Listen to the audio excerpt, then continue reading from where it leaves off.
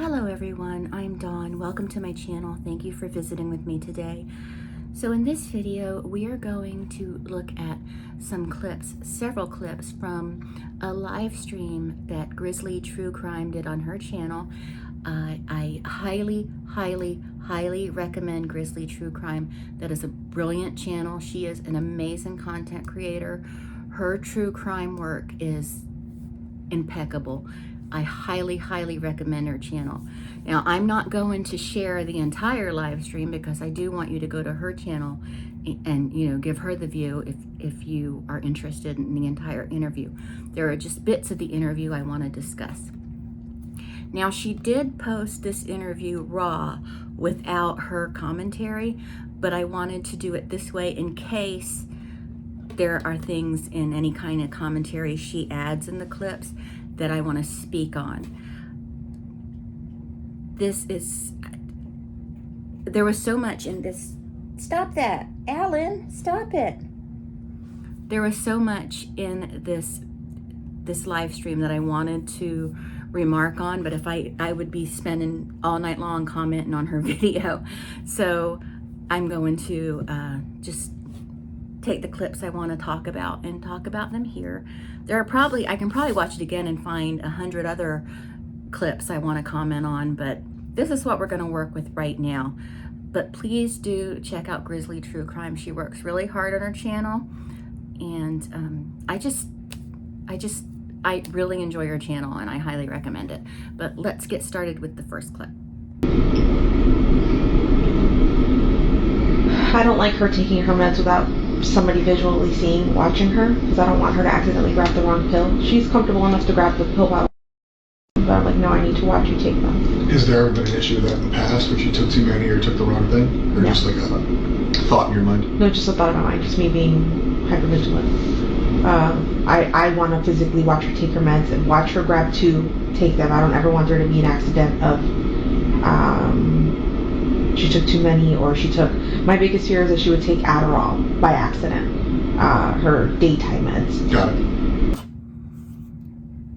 I don't think any of us are perfect parents, those of us who are parents. But for this woman to call herself hypervigilant about this child's medication, I understand hypervigilance, okay? I had a child that had cancer. I understand hypervigilance, but that is not what she has. This woman, in my opinion, and I've heard in the opinion of a lot of others, she's very selfish. And that is not hypervigilance, because if she was hypervigilant, she would have known what was happening to her child. I'm not convinced she didn't know what was happening, but she says she didn't know. But hypervigilant, no, honey, you can't call yourself hypervigilant when this has happened to your child for so many years. And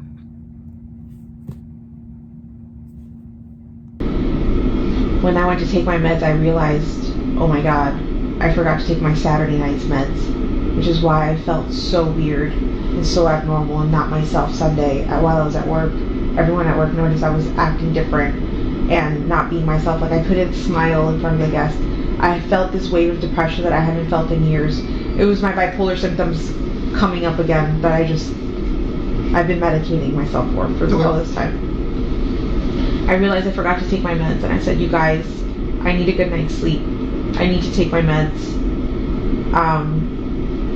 I sent them to sleep upstairs in the guest bedroom so that I could get a good night's sleep.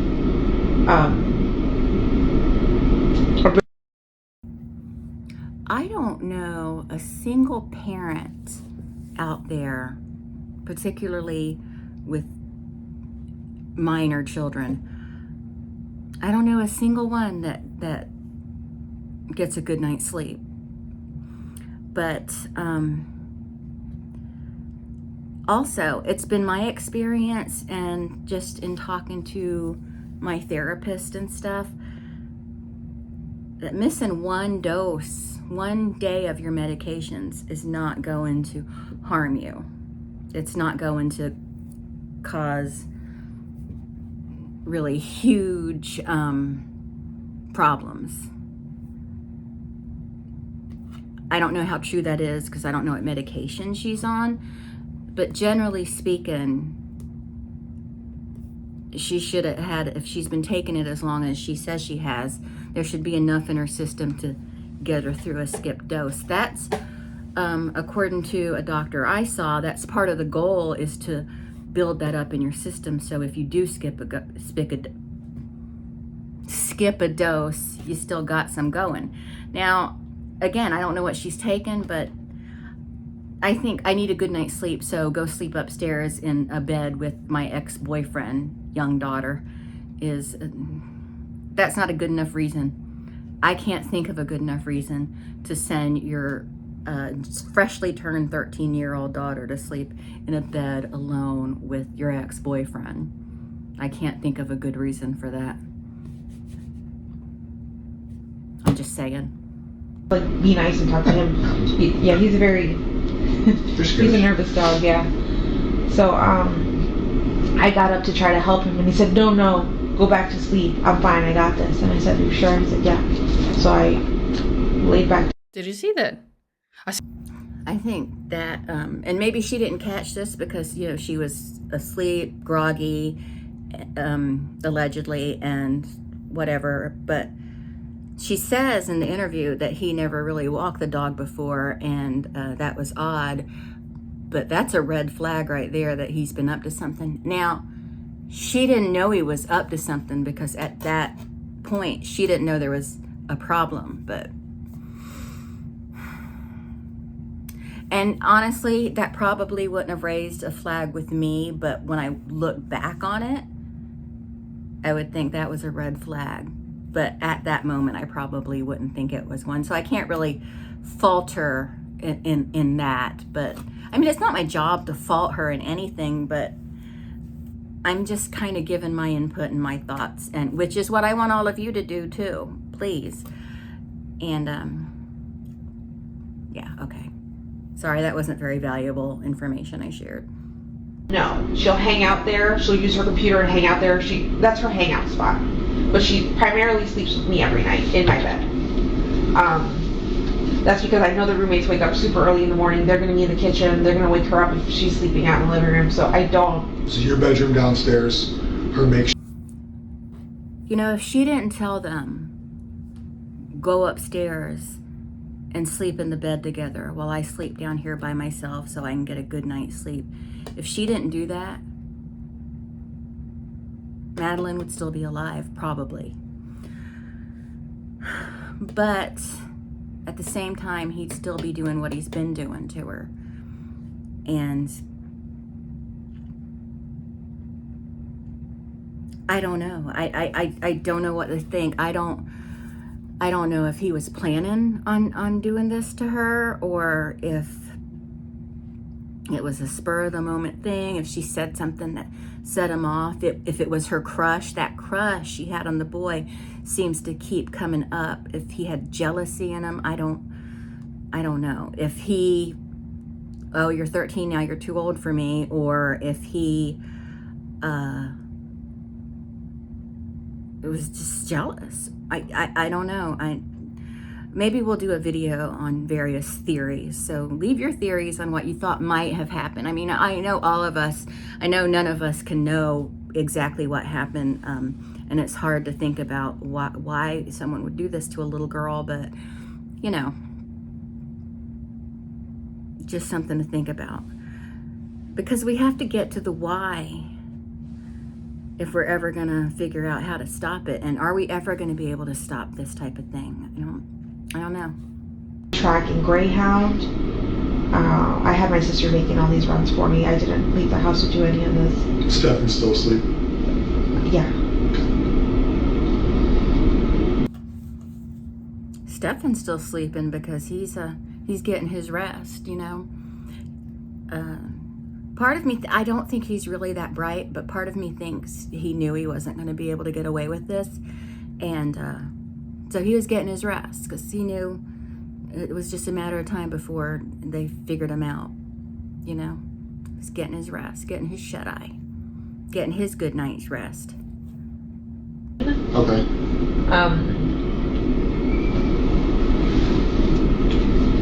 Yeah, Channel 9. And he spoke to them? Yes. Okay.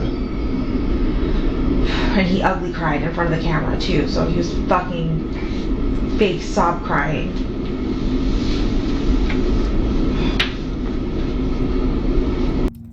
She's used this very youthful kind of language before, like ugly crying.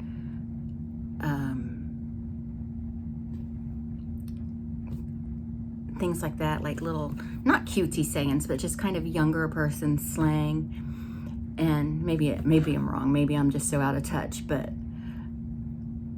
to describe his crying as ugly crying, I see that she's mad and she's upset, but by describing it that way, I just feel like she's TikToking it. You know, she's, I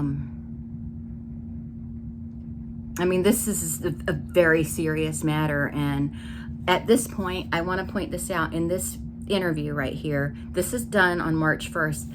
It's a few hours before they find Madeline's body. It's maybe an hour or two before the press conference is held where they say, we're pretty sure Madeline is a deceased person. And it's after she has seen pictures of what he was doing to her daughter, and she's using things like ugly crying. It just, I know it's a small detail and I'm being nitpicky, but it just bugs me. Yeah, Channel 9. And he spoke to them? Yes. Okay. And he ugly cried in front of the camera too, so he was fucking fake sob crying.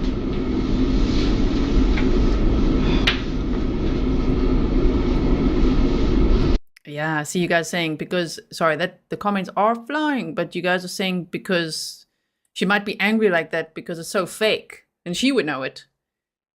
Oh my goodness. But that was, yeah, Adrian99 says such an odd reaction. That was quite something, like very angry, like, oh, he was effing, you know, sobbing, ugly crying. Okay. So are you saying that now, or do you? I'm saying that now. I didn't think that at the time. At the time, I thought he was truly heartbroken and not that he had done all this shit to her. Like, I look back at shit now, I'm just like, he was fucking lying. He was fucking faking. What else has he been lying to me about? I know he's like a master liar and manipulator because he's done it to his parents, and he's told me and shown me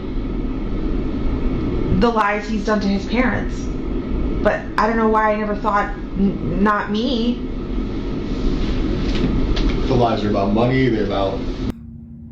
I don't even think it matters what else he's lied to her about, because what he did is, to me, like the ultimate betrayal. Not only were you ruining her life by touching her and doing horrible things to her, R-wording her, and taking filthy pictures of her, and, you know, treating her like a thing that was yours to just mistreat. Not only did you do that, but then you took her and you unalived her, because at this point, they didn't charge him with it at this point of this interview, but come on, we all knew. We all knew it was him. It just, whatever else he's lied to her about doesn't matter. It's nothing compared to what she knows he's done, you know? I remember him saying, should I have asked a warrant? Should I have... And I'm like, no, you got nothing to hide. Give him your fucking phone. And, I think we hung out in the house for a little bit, and then when you guys came in the evening, and you guys told us to wait outside, and we waited in my car, he started getting very anxious and very panicky, going, I want my phone back. I want my phone back. And I said, listen, at this point, it's their phone. It's theirs for fucking ever. I don't give a shit. We will buy you a new phone. It doesn't matter anymore. Whatever they need, they need. Like, let them look at it. And he's like, I just want my phone back. And I'm just like, are you trying to make yourself more suspicious? Because, like, if you were to go demand your phone back right now, that would look suspicious as fuck. Like, what are you doing? I'm thinking he's just getting impatient because he's bored and wants to play on his phone. And at one point, he takes my phone to start playing with it. I give it up, and I said, here, play on my phone. have fun, because I think from my phone he was trying to log into his emails, but he couldn't, because you need like 2-factor authentication from your own phone. And I'm just like, what are you trying to look at? And he's like, oh, my shipments, my packages. He's addicted to buying shit. That's another thing. We know it wasn't the shipment. That after that, you know, talking about the phone and him wanting his phone back, if that didn't alert her to the fact that he did something to her, I don't know.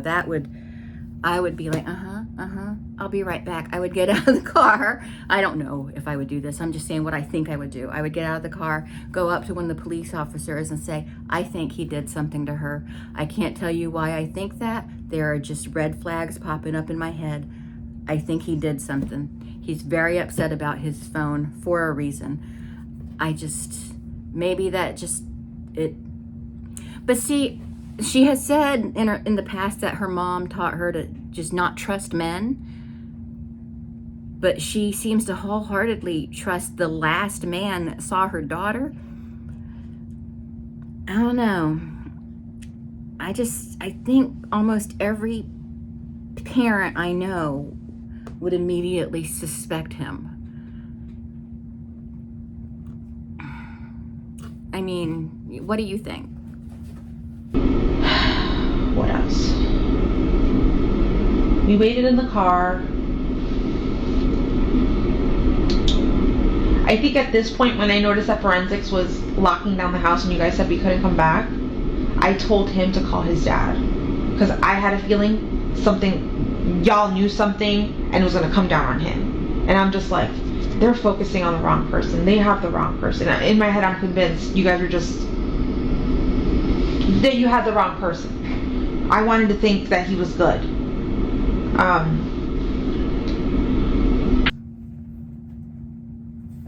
She wanted to think he was good. She wanted to protect him more than she ever, at least in my opinion, thought about protecting Madeline from him. Now, I want you all to go back, if you were around for this story at the time, go back to when this first happened, when Madeline was first reported missing. It was on the news, and he did his interview, and he was skulking behind her in one other interview. No one was I mean, I saw him and I was like, he did something to that little girl. Look at him. He's a slimy, mushy, spineless worm. He did something to this little girl. And I just feel like, just tell me, did any of you think that, yeah, it's him? Because I thought it. And maybe that's because my mom taught me to not trust any men. But I don't immediately blame a man because he's a man. But him, I don't know. He gave me the willies from the beginning. Or something.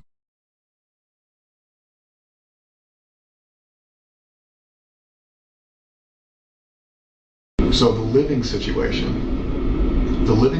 with them, I'll be honest, seems weird.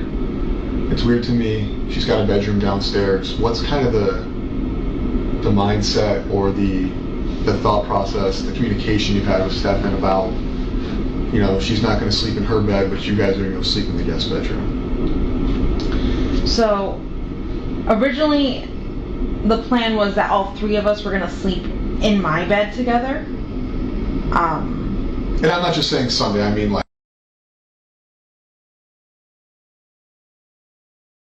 Oh, okay. Like in the past, too. So,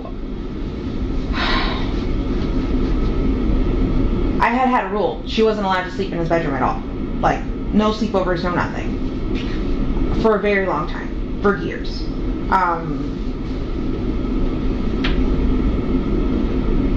Since we're pausing, yeah. What brought that on? Was that like a request of his, like can we sleep in the same bed, request of hers, or you just saying... Me being super paranoid, not to trust anyone. For the longest life, even though he treated her well, I still looked at him on, you know, like side-eye, like making sure, like, is that normal? Is this, okay, that looks normal, okay.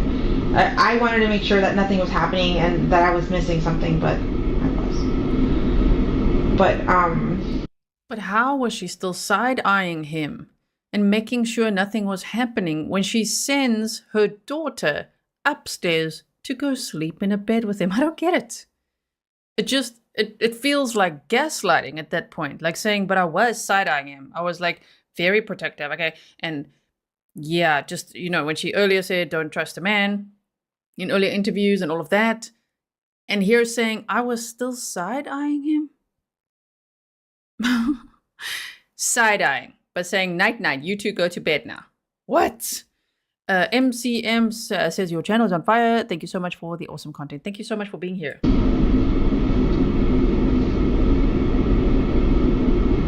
He never requested... I'm sorry, repeat the question then. So I guess when you said, like, you had a rule, like, obviously we know now they've, slept in the same bedroom together and everything else. I'm sure you're questioning a lot of things that, like, you haven't been told or that are going on. The thought process of them sleeping in the same bedroom caused you to say that you had a rule for the longest time where they couldn't. Yeah. I have a son. He's a lot younger than her. He's 4. But I guess if I was dating somebody or had somebody over, I would never establish, and this is just me, a rule. He can't sleep in the bed with her, or she's not going to be. It wouldn't even be a thought process for me. So that's why I asked, because I wouldn't think of it even as an option. Yeah. So when you say you had a rule, I guess I'm asking what prompted the rule. Sleepovers before. Yeah. Like, you want to watch movies and eat snacks? Can we do that? I'm like, no. We can all watch movies down here together. We can all sleep down here together. Up until June,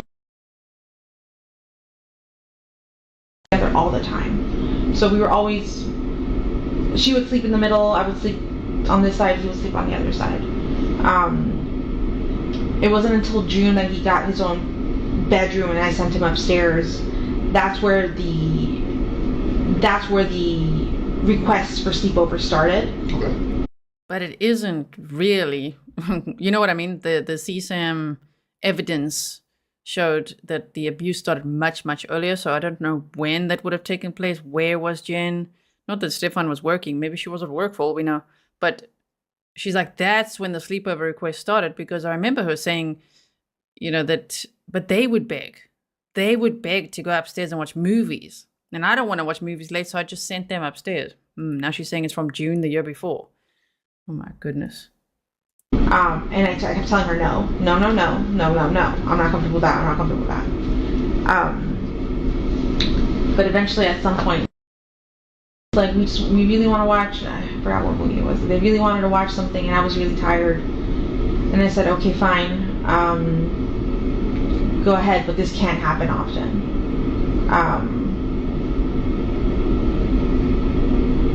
And yeah, I allowed her to go upstairs and sleep with him. But honestly, I think I can count on one hand how many times that's happened, and it hasn't been many times that I've allowed her to have a supper party with him, to be alone in a bed with him. I'm usually around all the time.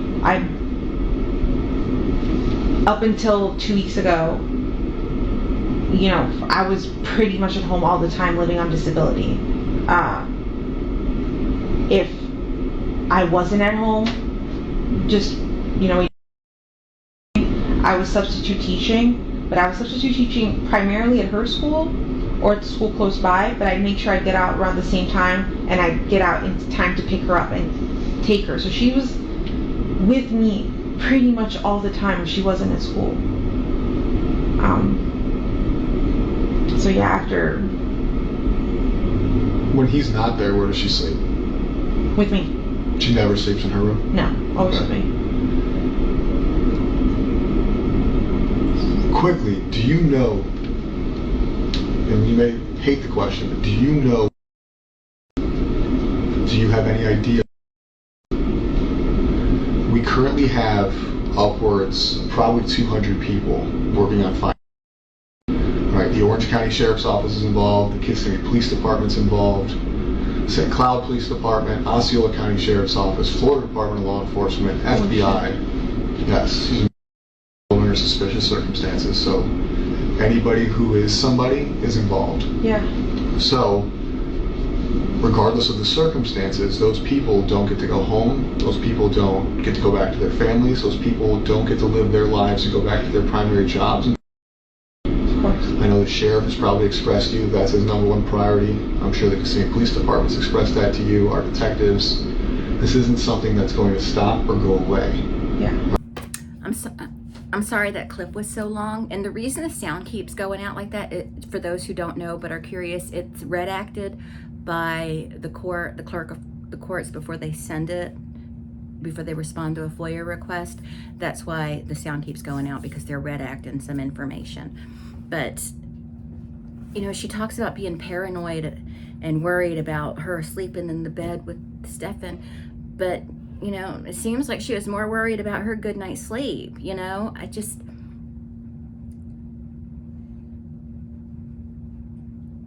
she was so worried about it, and it just went away. And yeah, she missed something. She missed a lot. And it's not, and this didn't, like Grizzly, like she says, it didn't just start, because what he's been doing to her has been happening for years.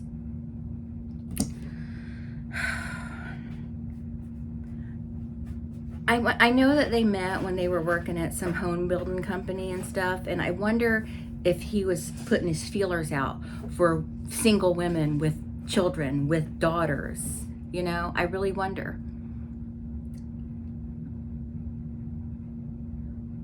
Because he found a winner, that's for sure.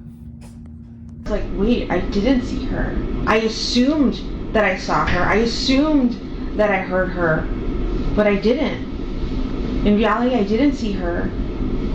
I only saw him, and I heard something in the kitchen, but I don't know who that was. Which we've talked about today.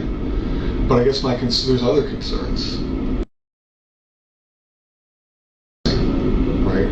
You are nervous. The police have showed you their hand. They said, Stefan, we want your phone. Stefan, we want to talk to you. We are going to lock down your residence. You can't go back inside. Me, I don't care if it's the love of my life sitting next to me. I don't care if it's maternal grandma. If the police come and take my mom's phone and my son's disappearance, I'm not going to offer my mom a lawyer. That's nuts to me. That to me shows you prioritizing Stefan. Yes. Because at that point you became more worried about him being falsely accused than any. Does that make sense what I'm saying? Whether or not that's what you felt, does that make sense? My goodness. I mean, he makes a good point. Marta, thank you so much for your sticker. You don't have... I'm glad he's getting on her case a little bit, because he did. She did. She absolutely prioritized Stefan over her daughter, and I think that was just a way of life, prioritizing him over her, because he was such a winner, unemployed, no money. Not that money matters, but I mean, you should be able to take care of yourself at least. That's attractive. Just a liar. She knew he was a liar. She knew he lied to his parents all the time. And but yeah, she told him, or told his dad, get him lawyered up, instead of thinking, what the hell did you do to my kid? You know, that's where I think most of us would have gone. Like, what the hell did you do to my kid? Not lawyer up, you know, invoke. No, not that. What did you do to my kid? No, he doesn't need a lawyer. He needs to talk to me. What did he do to my kid? That's, it's just this mother. I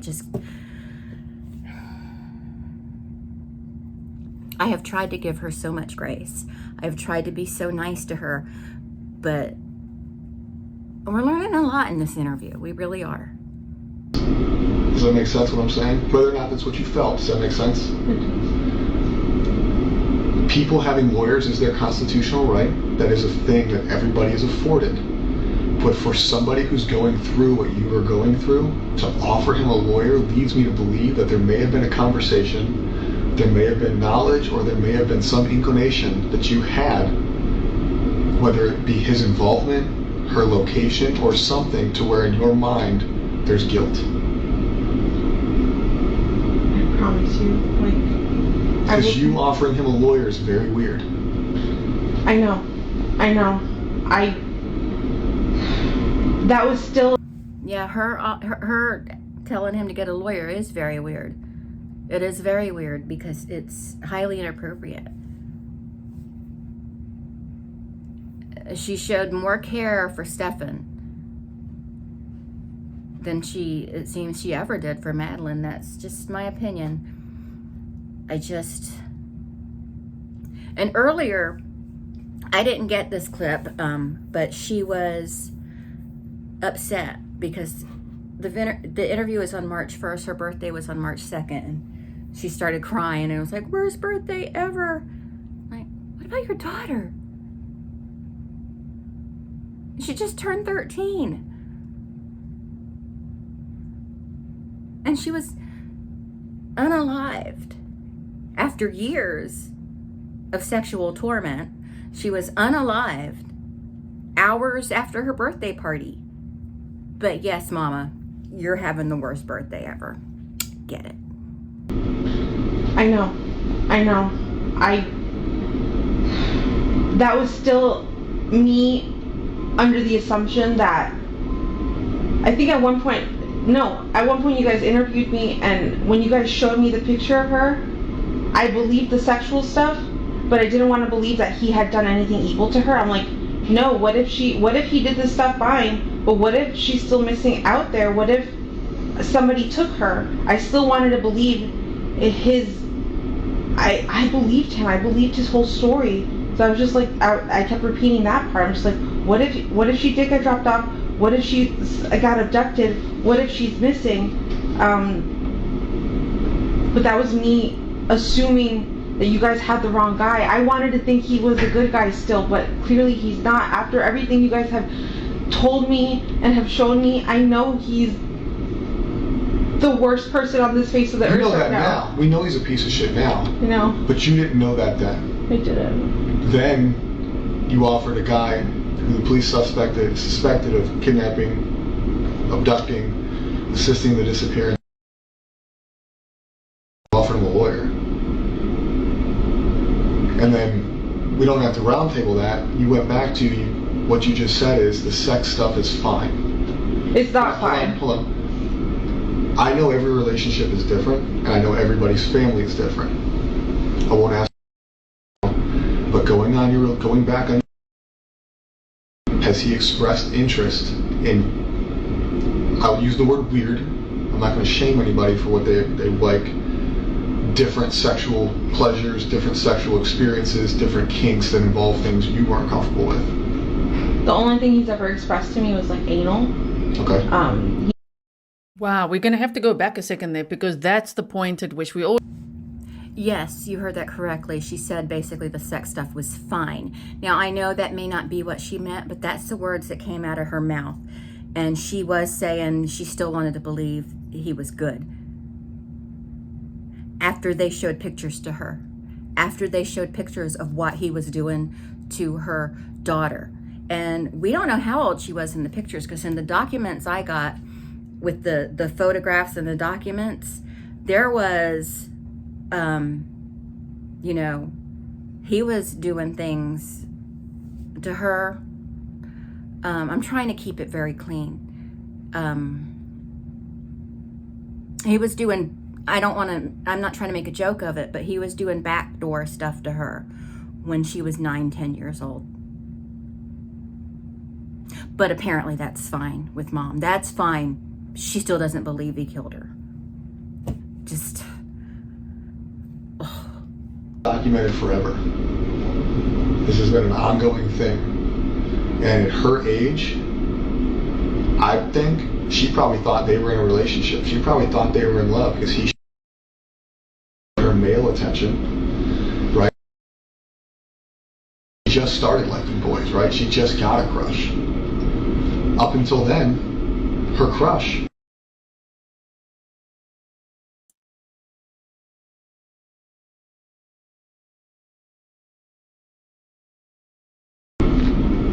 at the same time, you guys are sleeping in the same bed together. You guys are all cohabitating. She's not sleeping in her room, but you felt the need. I'm just going to pause because I'm assuming that the police officer is saying that because he needs to get more information out of Jenn. You know, because I understand what he's trying to say, but like, sexual abuse is so terrible. I know there's many in this community that have survived that. And, you know, to be like, she probably thought she was in love. It's not what it is. You know, you like survive it and all of that. But I get what he's trying to do, right? Okay. With a massive trigger warning. It's very upsetting, very triggering. I don't know if you also feel like, you know, in your like gut, I don't know, sometimes like, you just get this ice cold feeling and just like fear just watching all of this. I just can't imagine what Maddie felt like in this household. It's absolutely terrifying. It's the stuff of nightmares. And I know it can be triggering for many people. So if you need to look after your mental health, right? If you feel like this is too much for you, don't worry. We always save a seat for you, okay? Your seat will always be saved. So if you need to step away a bit, take a nap, go get some sunshine or whatever it is, make some tea, do that, okay? Twisted, thank you so much. So I'll just go back a few seconds so that you don't miss that whole sentence there. So this may be a trigger warning because I'm going to get into it a little bit. So I was R-worded by a friend's grandpa when I was 11 years old, and my story is on here, and it is so damaging in ways I didn't even realize until adulthood.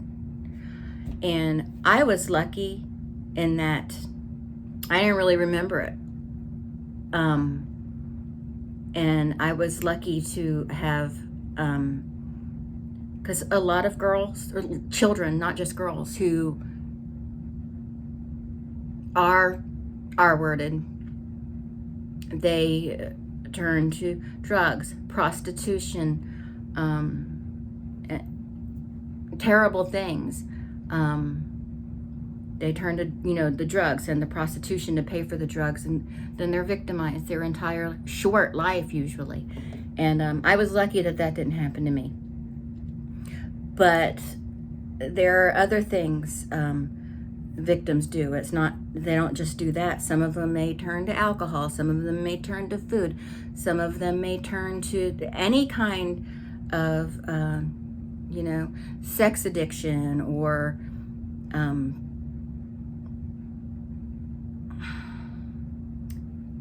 be abusers themselves. It's just, there's just so much that can go wrong. You've destroyed a life, basically.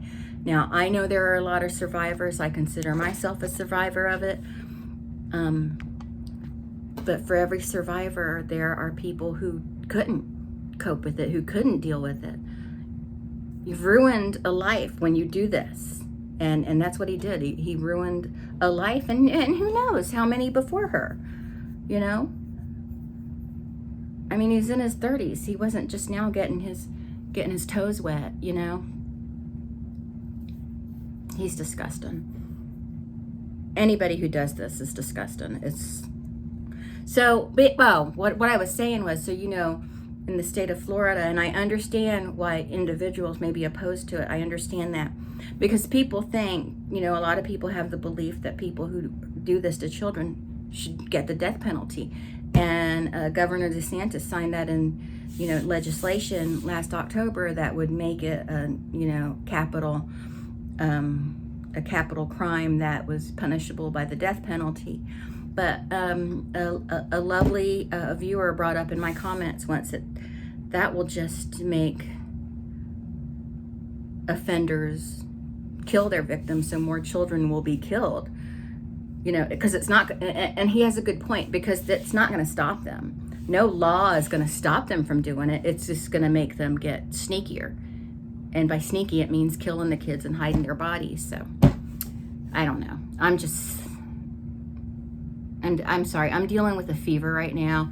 I don't know if you can tell I'm flushed. So I'm just trying to I'm fighting my way through this. But I'm getting madder and madder, or angrier and angrier, you know?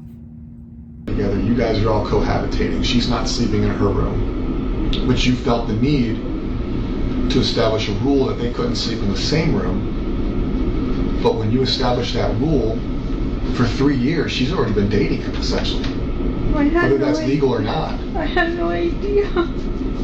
So I truthfully believe, and this is my belief, I'm not speaking for other detectives, I'm not speaking for the sheriff's office, the state police department, or any other agency I've said. This is Kevin's belief. I believe that you became aware of their sexual relationship. I think at a certain point throughout this relationship, you became aware of it, and for whatever reason, your reasons are your reasons, whether it was discussed that it would stop, whether it was discussed how it would go, that you feel some sense of guilt. A lot of the news statements you've given kind of, again, my opinion only, I don't speak for anybody else, whether it's in this room or out of this room, bother me. It seems like some of your emotion, up until this room, I think some of the emotion in this room is sincere. I think a lot of it's because I'm being an asshole and I'm telling you things you don't want to hear that shouldn't be said out loud. But when you talk to the news, when you talk to deputies, it feels, based on my experience in this job, that it's not sincere. I feel like some of your sadness is not real sadness. I feel like when you gave the interview with Fox 35, it was not sincere. Looking at that video one time, I didn't feel like your cries were sincere.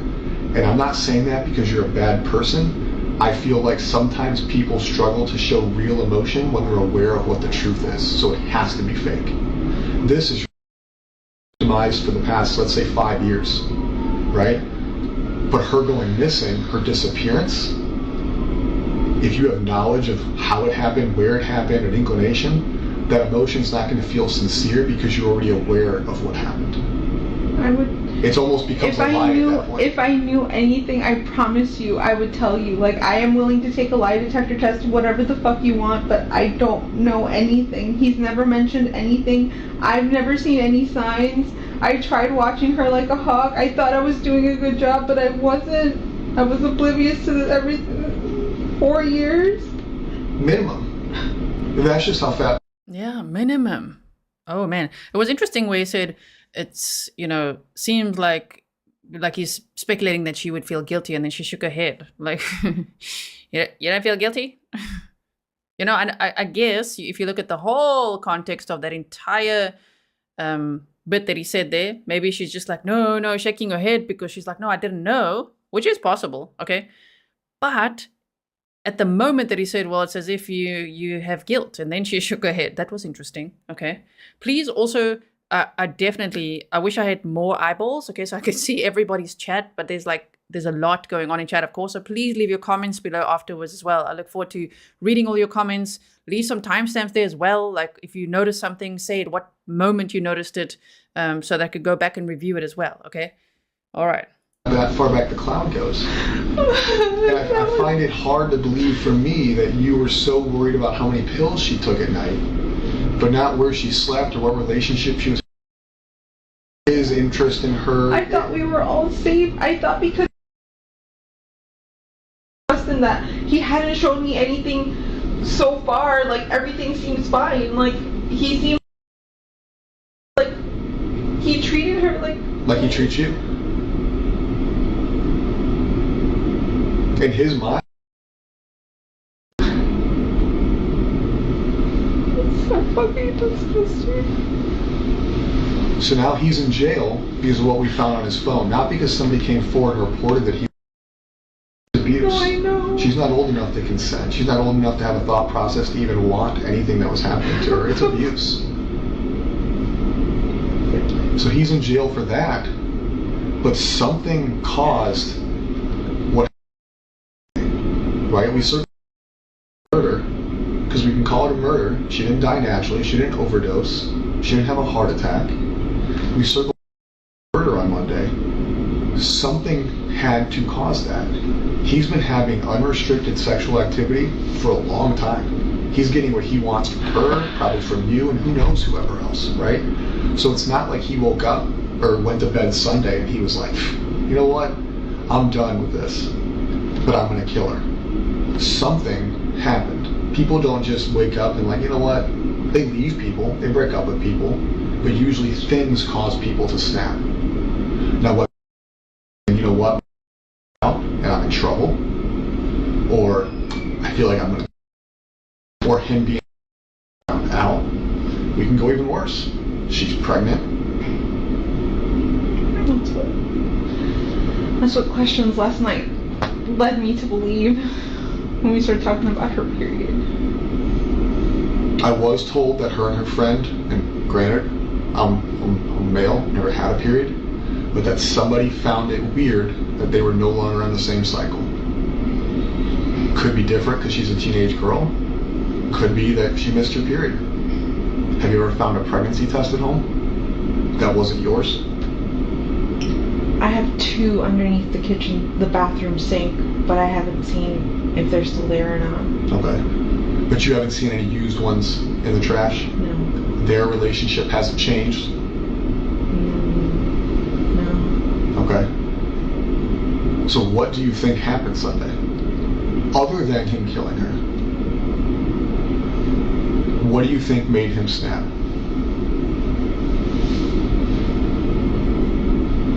I don't know. Theories, I keep hearing Tell me your theories, because here's the deal. We don't go home until she's found. No, I know. So what are your theories? What I've heard is, what if she upset him and threatened to tell me and say that she was going to tell me and he needed to shut that down. That's the only thing. So maybe she was pregnant. But I'm glad he's calling her out on that fake emotion, because I think a lot of us think that was fake emotion in the interviews and stuff. And I think she was aware of what was going on. She just blocked it out and didn't want to acknowledge it, and has convinced herself it wasn't real. But this woman's really annoying. That, to me, that crying in this interview sounds really fake, but I don't know what her real crying sounds like, because we've never heard her cry before, you know? So just, and like, she goes from sad and mopey to like kind of upbeat with these officers. So I don't know.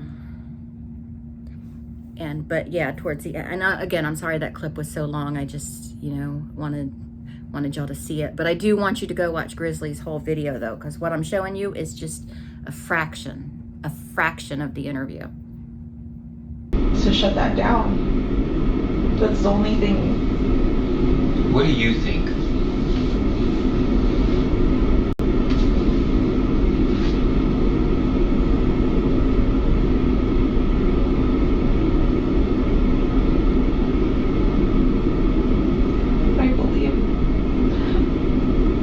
I don't want to believe he killed her.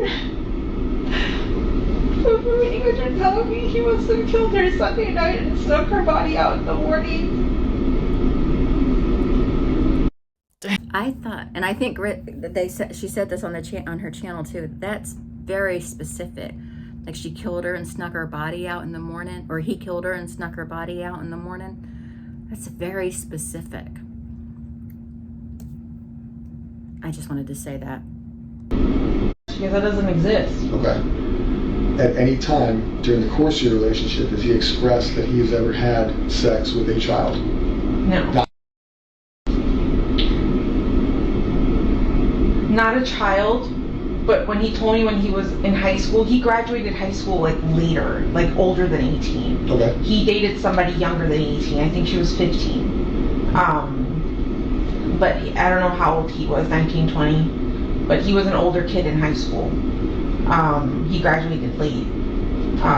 But he had a really young girlfriend. Her name was Kendall. And I thought... How about that for a red flag? Oh my goodness. Exactly. That's called a red flag. You're like, I don't think I want you around my daughter. I think that's inappropriate. I mean, yeah, you can do a lot of growing up between 19, 20 years old to whatever age. He's like in his mid to late 30s now. But I don't know if I'd be willing to give that a chance, you know?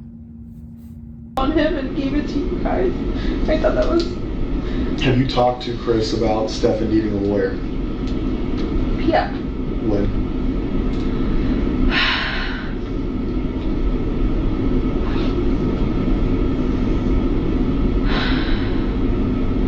think when you guys showed me the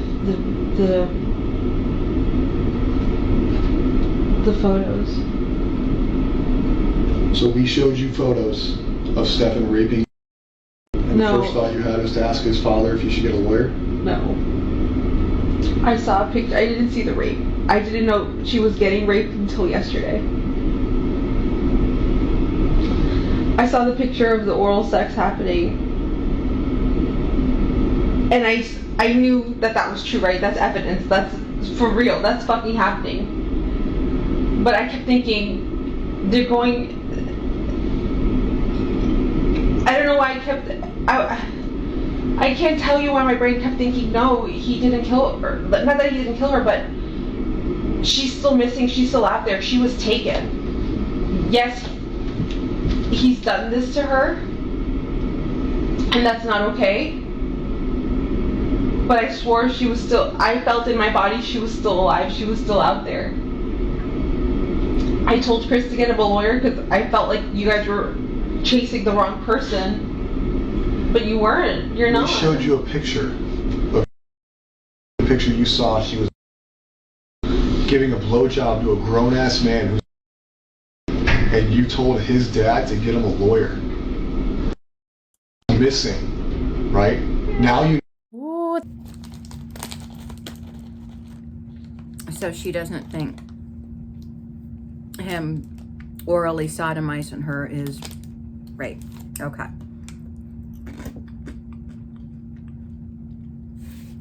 I'm sorry, I just had a bite of Chex Mix. She still went to bat for him to get a lawyer, told him to get a lawyer, told his dad to get him a lawyer after they showed her pictures of him R-wording her. Disgusting. This woman, I just can't with her. But then you just thought she was missing. And we were showing you our investigative lead being raped. A blowjob is rape.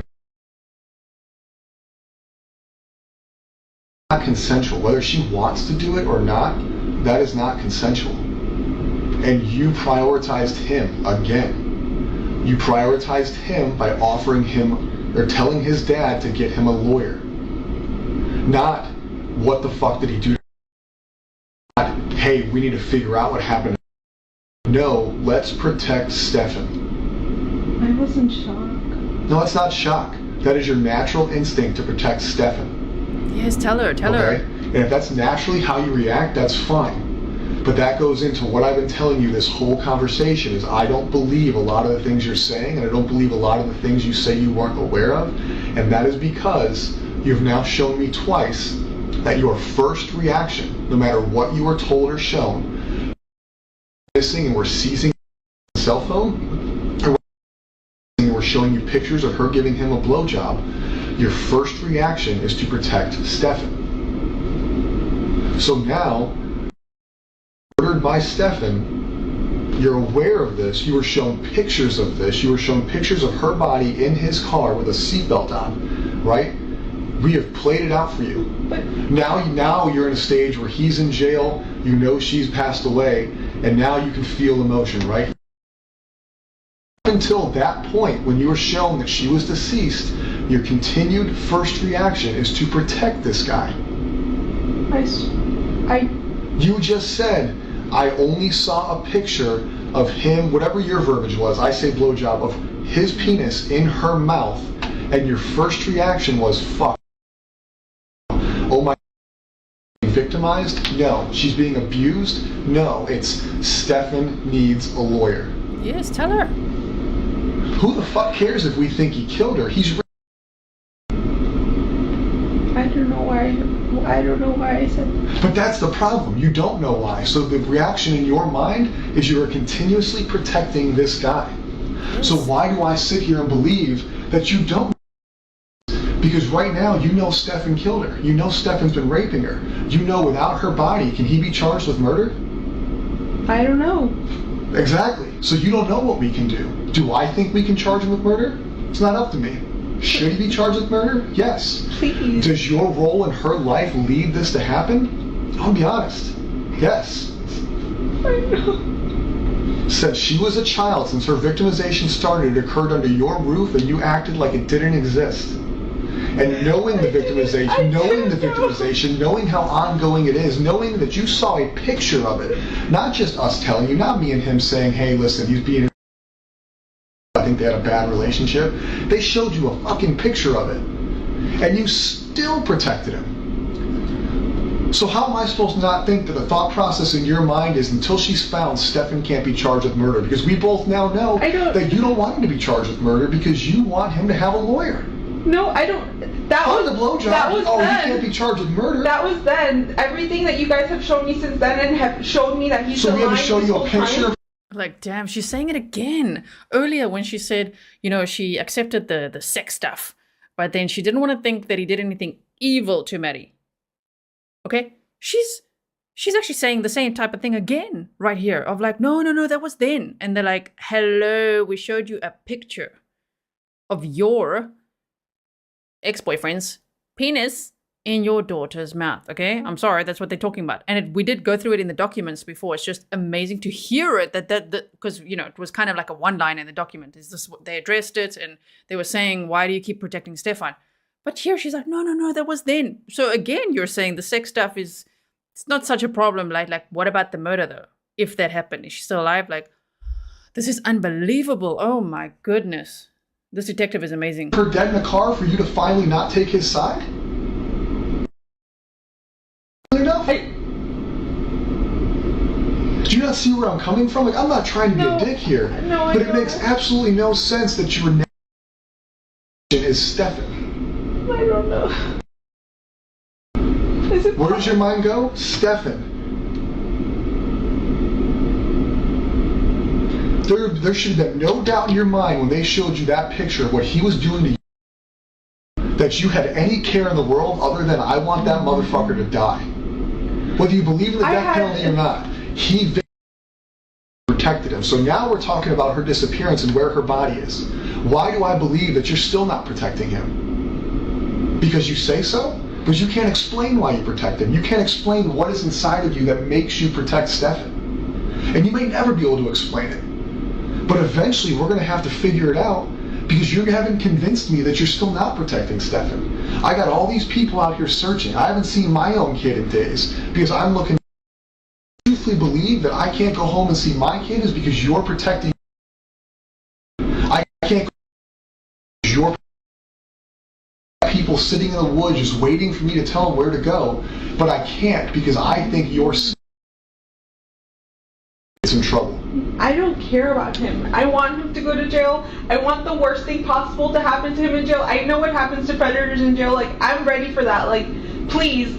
I don't give a fuck about him. I'm not protecting him. But you knew he was a predator when you got shown the picture. And then you text his dad that he needs a lawyer and you hope that he invoked, was the words I was told. What? You hope that he didn't talk to us. He needs a lawyer. No. All over a picture. You didn't care. You didn't care then. Oh, whether sex isn't important to you, that wasn't anything close. I knew what I saw was He was terrible. a predator right then and there. That's the day you found out he was a predator. Yeah. Yes. And after you found out he was a predator, did you not say he needed a lawyer? I did. And why? So why today, Friday at almost 3 o'clock, 5 days into the disappearance, 2 days since you probably found out, or 1 day since you found out she was murdered, do I believe you that you're not telling me where he went, or that he didn't disclose to you where she was, or what caused this to happen is, listen, I know you know I've been doing whatever, or listen, this fucking happened. How do I believe that that didn't happen when everything you've shown me is protect Stefan? Now, once have you shown priority in this conversation, in this investigation? You're coming here looking for her. You reported her missing. Trouble for not doing that. But outside of you reporting her missing, and I may be wrong, I haven't been involved in all aspects of it, but you have not shown me one bit that you prioritize her over him. And that sucks.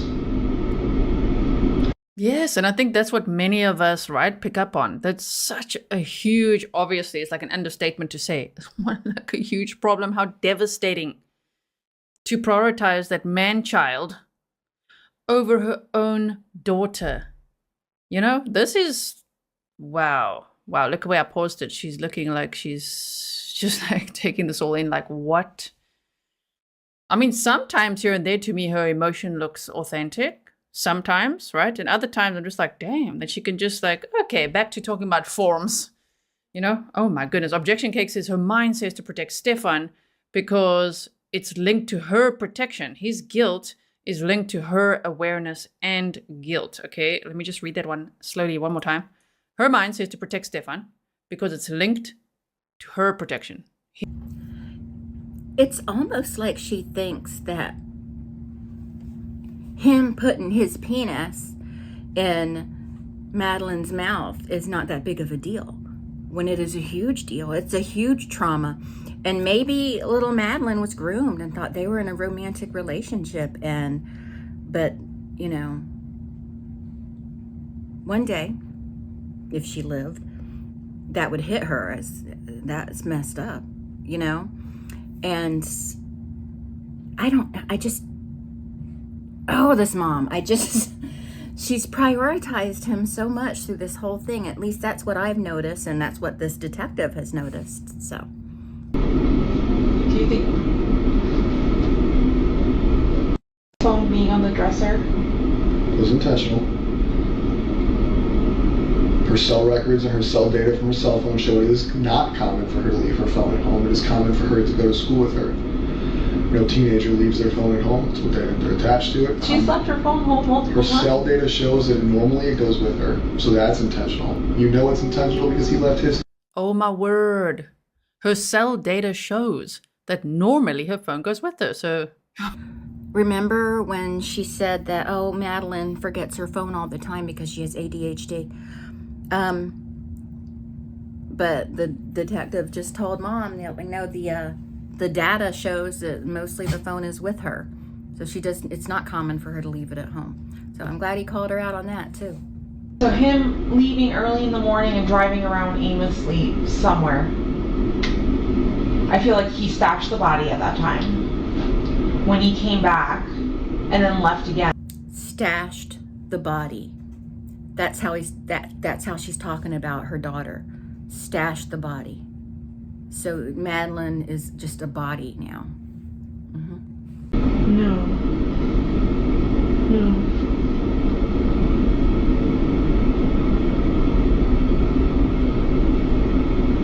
He was acting very normal, sitting on the computer chair, chatting away with me, talking about not resetting his phone, updating his phone.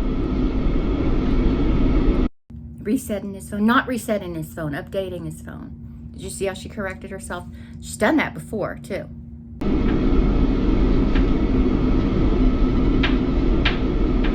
Did you ever go look at his car? To verify that he changed his tire? I don't think I did. Never dawned on you to go double check. Except by the time he would have got back from the tire, you were gone, right? Yeah. What you told us? Yeah. And then she was reported missing Yeah. during that time. Yeah. And it never dawned on you to be like, damn, did he really change his tire? Let me double check. No. We got home really late that evening and I didn't even think of doing that. This is part of our problem. You did so many things and you never questioned it. I didn't suspect him. How can we believe some of the stuff that you're telling us or believe that you don't know?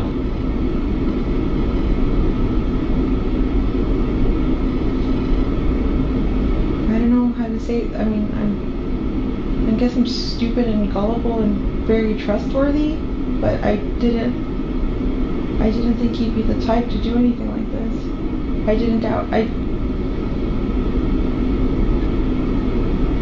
you knew he was vindictive. You described him as not trustworthy with his family. Yes. You described instances where you document where he was lying to his family, lying to you, lying to others. Lying to his family, yes, but lying to me. You discussed that he wasn't that good of a person. You had to remove.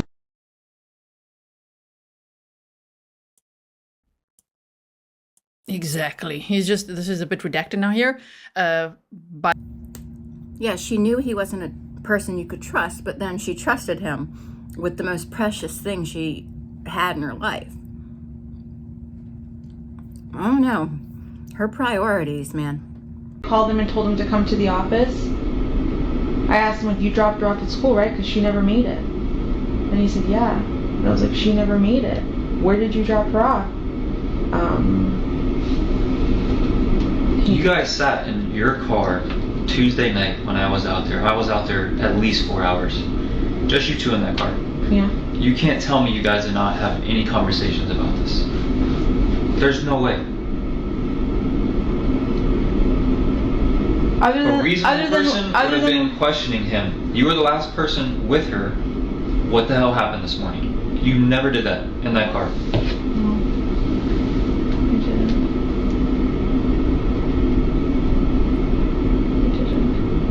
They both like just shaking their head like, what? I think most moms, most parents would be like Columbo. Like, you were the last person that was with her. What did you do to her? Tell me. Did you do something to her? What happened? I think that most parents would be like that with the last adult to see your child, and she doesn't suspect him in the least. Come on. So that's it, everybody. Thank you so much for hanging out with me and listening to me gripe. I know I didn't really put anything organized together. I didn't put any deep thought together. I just kind of wanted to react to these particular segments. It was very important that I share them with you. Important to me anyway.